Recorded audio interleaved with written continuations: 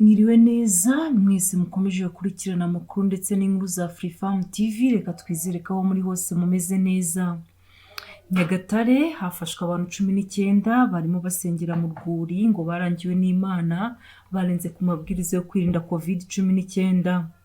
Mukomeze mudushyigikire mukanda like na subscribe. Imana ibahe umugisha.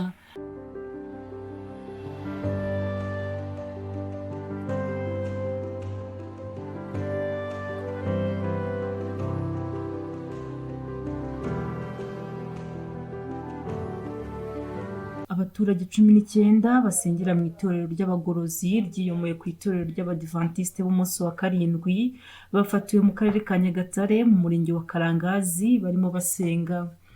Abo baturage bafatiwe mu kagari ka Mbare mu murenge wa Karangazi mu rwuri rw'umuturage. Umunyamabanga nshingwabikorwa w'umurenge wa Karangazi Ndamage Andrew yabwigiye ko abo baturage babafashe mu masaha ya saa 5 z'amanywa ubwo basangaga basenga barenze ku mabwiriza yo kwirinda COVID-19. Yakomeje avuga ko abo baturage byatangiye haza babiri bacumbikirwa na nyir'urwuri, nyuma abandi bagenda baza, aho ngo babwiye ubuyobozi ko Imana ariyo yahabayoboye ngo kuko ariho bakwiriye gusengera hizewe. Yavuze ko aba baturage nta n'umwe ugira ubwisungane mu kwivuza, nta ndangamuntu bagira, nibambara udupfukamunwa, abana babo nibiga ndetse nibanashaka no gupimwa COVID-19 kuko batayemera. Yakomeje agira ati ni ahantu bagiye baza uruhongohongo kuko hari hacumbikiwe babiri abandi bagenda baza, nyuma benshi baturutse mu karere ka Ngoma n'ahandi niho biberaga, bari bahamaze igihe kinini.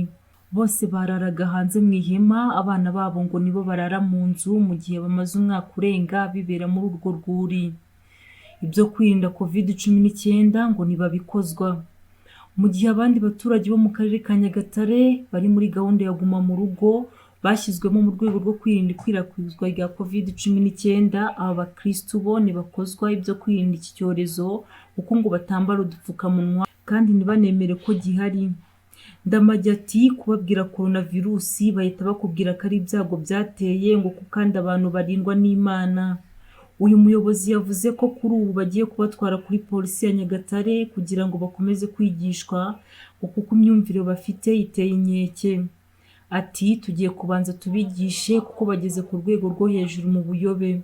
Tugiye kubanza tubigisha imyumvire bafite mu gusenga ihinduke kuko hari abataye abagore, abataye abagabo n'abandi benshi bataye imiryango yabo kuko ari bwo butumwa bafite. Uyu muyobozi yasabye abaturage kujya birinda imyumvire ipfuye mu gusenga, ibabwira ko badakwiriye kwirinda ibyorezo cyangwa se gutanga ubwisungane bwo kwivuza. Abenshi mu bafashwe baturuka mu karere ka Ngoma. Murakoze mukomeze kudushyigikira mukanda like na subscribe. Imana ibahe umugisha.